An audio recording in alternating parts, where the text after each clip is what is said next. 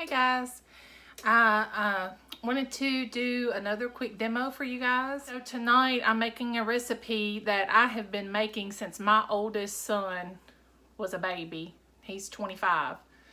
So I've been making it for quite a while. I do not remember where I got the recipe. It could have been off of a box of something you buy at the store. I don't know. But my family likes it. And I have not made it in a very long time. I'm sorry if it is noisy in the background. My son is playing in the garage and I've got the back door open. Okay, so what I have is a piece of a rotisserie chicken here. I've already started putting it in my casserole pan over here. I'm using a large, it's like an 11 by something. I can't remember, you guys. It's bigger than a 9 by 13. An 11 by 14 possibly is what it is. But it's a bigger pan. I like using the bigger pan because I have a less chicken to stuffing ratio. So we like a lot of the stuffing that goes on top. So that's why I make it in a pan so it's more spread out and you've got more surface area to put your stuffing on top. You can definitely make it in a 9 by 13. That's perfectly fine as well. So all I'm doing right now is I'm taking my rotisserie chicken and I am pulling this meat off of it. And I'm just with my fingers tearing it up and putting it in the bottom of the casserole pan. Now you do the dark meat, the light meat, all of that. Do not put the skin in it. That's not going to have a very nice texture in your casserole. As yummy as that seasoned rotisserie skin is, we're not going to put it in our casserole. So you're just kind of tearing up this chicken to put in the casserole. And I wanted to show you what I'm doing is I have a Ziploc bag over here that I'm putting my bones and the skin that I'm not using in. And I'll put the carcass in that as well. And I'm going to put that in the freezer. So when we start getting low on our homemade chicken broth, I've got these bones and that to make me a chicken stock. And I'll do a video of that whenever I get ready to make more chicken stock. So I'm gonna continue to work on this chicken. And if there's not enough on this one, I do have my second one that I got that I'll pull more meat off of. But I want to fill up the bottom of that casserole dish. So I'm going to work on that and then I'll check back when I've got that done. Okay? Okay, guys. I have finished taking the chicken off of the bones of my rotisserie chicken. And like I said, this is a huge casserole pan and I've got a lot of chicken in it. I'm hoping to make this once and we eat several times off of it. So that's all you do for that. You just tear it apart with your hands. If you want smaller pieces, you can by all means chop it up smaller. And if you don't have a rotisserie chicken, you can always take chicken pieces and boil them or cook them however, cook them in your Instant Pot. However you want to do it. Feel free to cook your chicken anyway. This is just a really great shortcut, especially when they put rotisserie chickens on sale. I ended up using about 1.5 rotisserie chickens because I had already... we ate a little bit of the rotisserie chicken yesterday when I brought it home. So I had about 1.5 left and I went ahead and just did all that. And like I said, I saved all the skin and the bones in a Ziploc bag. And I'll put that in the freezer and we will use that later on to make some homemade chicken stock. So the next thing we're going to do is use... some canned cream soups. I use 2 cans of cream of celery and 2 cans of cream of chicken. Cream of chicken, and this one's a cream of celery. I just whatever Walmart had today when I went and got the stuff. So I've already got 3 cans in here. So I'm fixing to dump the 4th can in here. All right. And then what we're going to do is we're going to start out with 1 can full of milk. And we're just going to see, you know, the consistency of it. Just because this is something I haven't made in a long time and I don't have any specific recipe for it. I don't have specific measurements. So it's just kind of eyeballing it. So you just want to take a whisk. And you want to whisk that up.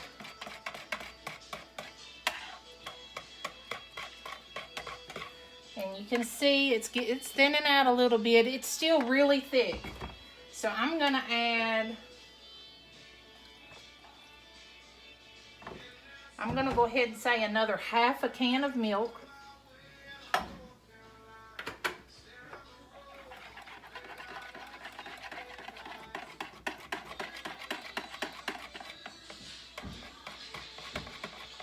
You want this to be kind of soupy a little bit, but you don't want it to be too runny, because we are going to add a little bit of chicken broth later to it. Y'all, I'm going to add just a little splash more. So that ended up being about 1 3/4 cans of milk to your 4 cans of soup. All right, I think that looks pretty good. So just so, this lighting, you guys, I'm so sorry. But I just want you to kind of see the consistency of it there. Okay. So now, I'm going to pour this. Let me see if you can see that. I'm going to pour this over my chicken.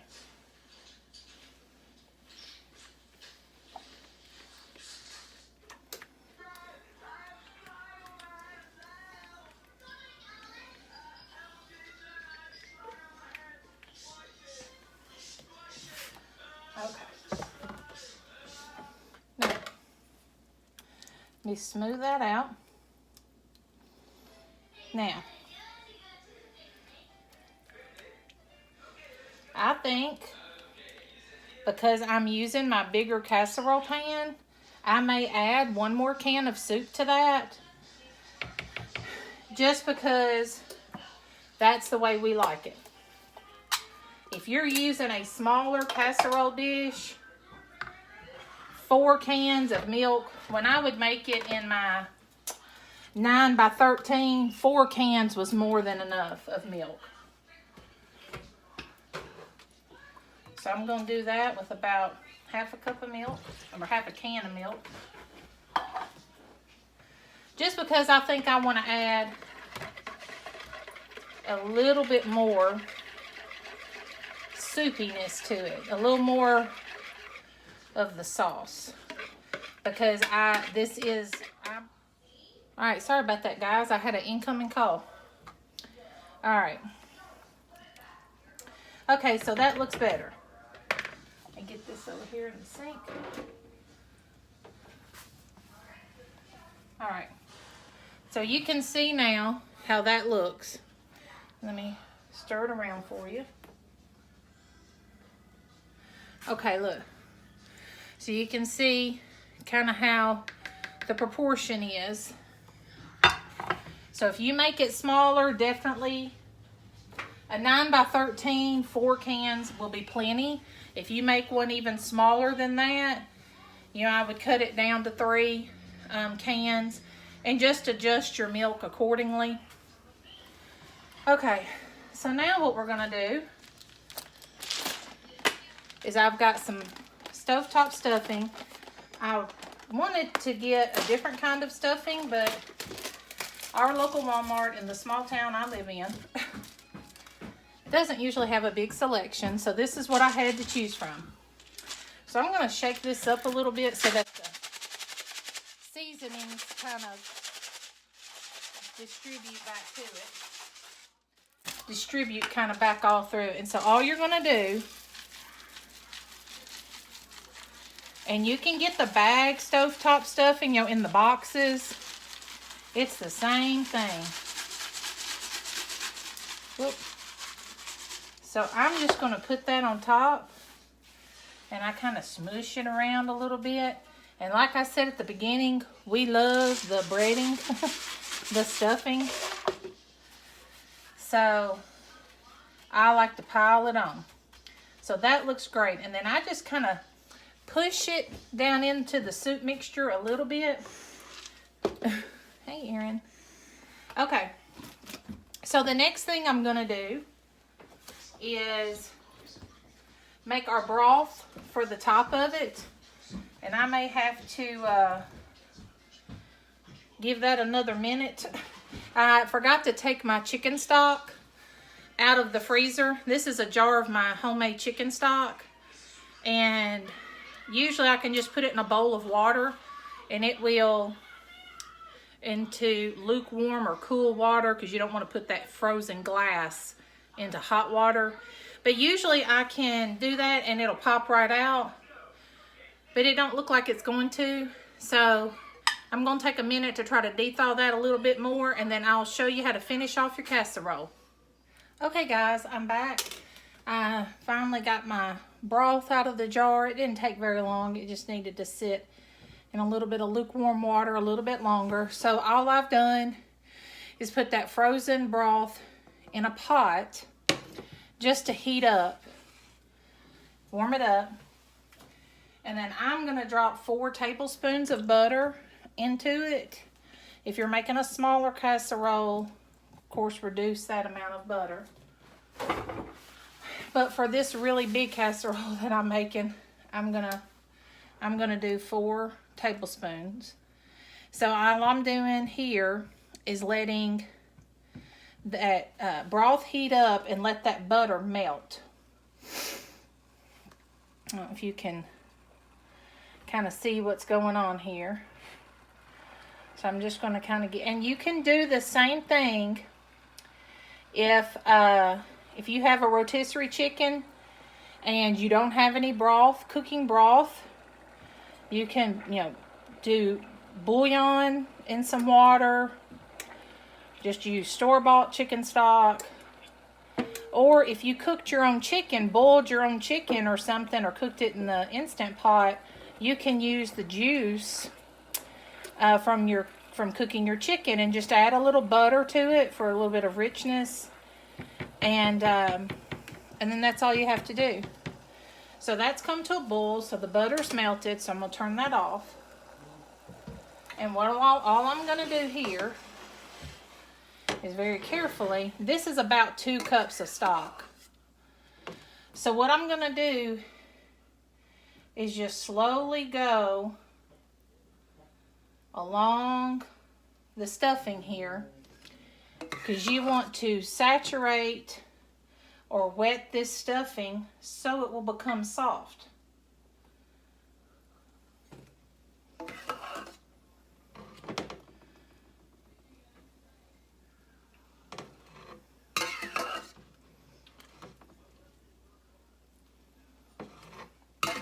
You want to try to go over all of it as much, best you can.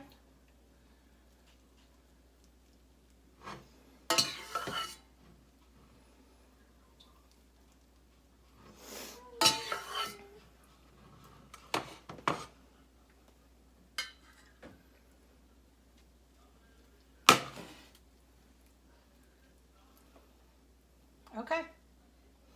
And that's it, guys. That's all you have to do. I talked my way through a lot of this, so it took a little longer. But, I mean, you can put this together really, really quickly. Especially if you use leftover chicken or chicken that's already cooked or rotisserie chicken. That really cuts down the process. All you got to do is put the chicken in, mix your canned soups and your milk, put the stuffing on, heat your broth with your butter. Which, that could have been going while you were doing the other stuff. I just didn't take mine out of the freezer in time. So I'm going to put this in a 375-degree oven, and it will probably cook, because this is such a big casserole, mine may cook about 40 minutes. A smaller one may cook 30. But when I check back in, I'll let you know exactly how long it took for mine. But everything is cooked, so basically all you're doing is browning your topping and heating up your soups, and you want it to kind of be bubbly around the edges and your topping to be brown some. So I will check back in with you guys when this is done and show you how it looks. Hey guys, I did want to show you too, in case anyone was interested, how I'm doing a side dish that I'm making with my casserole. I had carrots that were in my refrigerator that needed to be used, so I'm making a side dish with that. So basically I just took the carrots, peeled them, and I'm cutting them up in kind of big matchsticks. So basically I cut the ends off the carrots after you peel it, and then cut it in half, and then this bigger end I'm going to cut in half, and then cut each half into thirds, because you want all the pieces to be uniform and you want them to cook quickly. And then the little skinnier end here, I can just do it in half and then do that one in half again, and that one may not really need it. But anyway, so that's what I did to these carrots. And I'm going to just put them in a bowl. I'm going to drizzle olive oil over them. A couple of tablespoons, maybe 2 tablespoons. I'm going to put some salt to season it. I am going to drizzle some maple syrup on them, because these are maple cinnamon carrots. So you can just kind of do that to your likeness. And then cinnamon. You don't want to overdo the cinnamon. I have a tendency to want to overdo cinnamon because I love it. Alright, so all I'm going to do is give those a good toss, just so all the carrots get coated. You can kind of see how your seasoning looks. See if you need to add anything. The carrots will release their natural sweetness in the oven. I think I'm going to add a smidgen more cinnamon.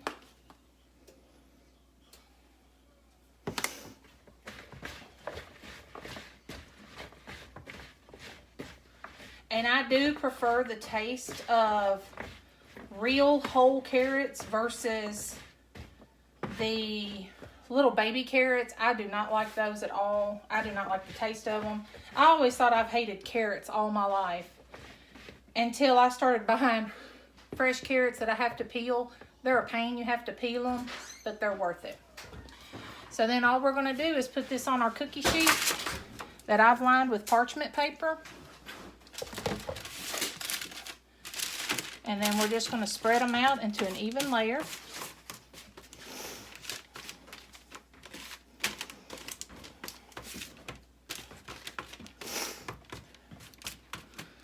They're raw, you can't eat them yet. Well, I guess you can. I guess you can eat raw carrots, can't you? Yeah. Husband's coming in sneaking, y'all.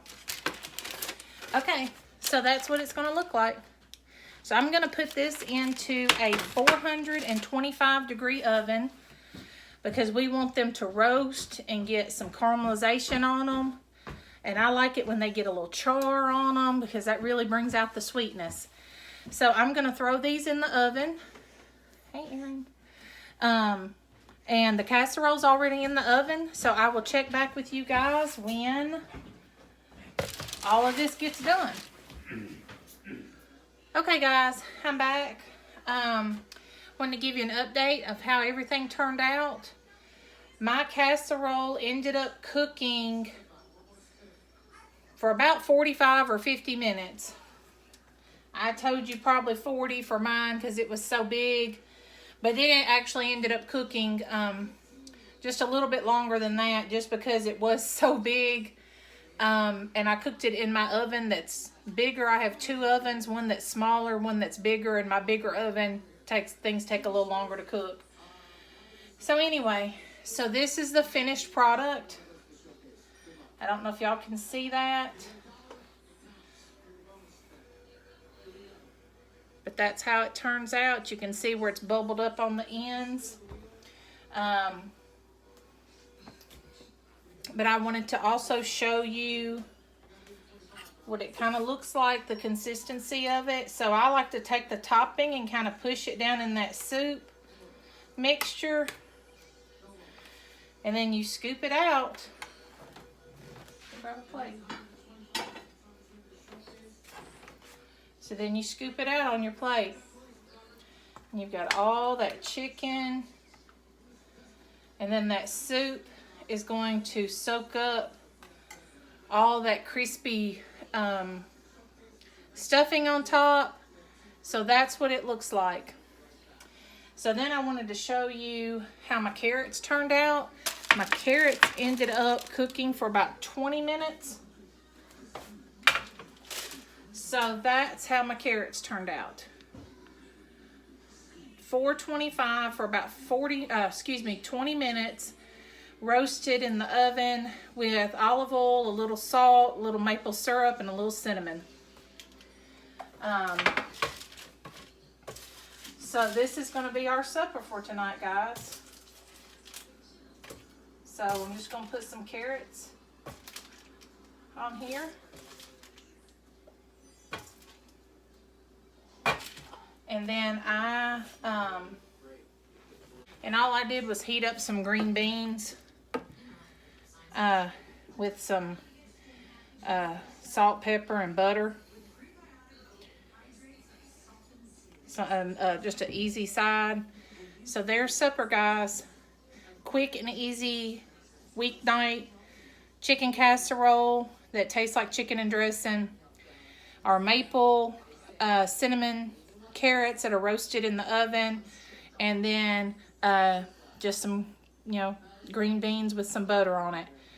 All right. Thanks, guys, for watching. If you have any questions, just be sure and drop it in the comments.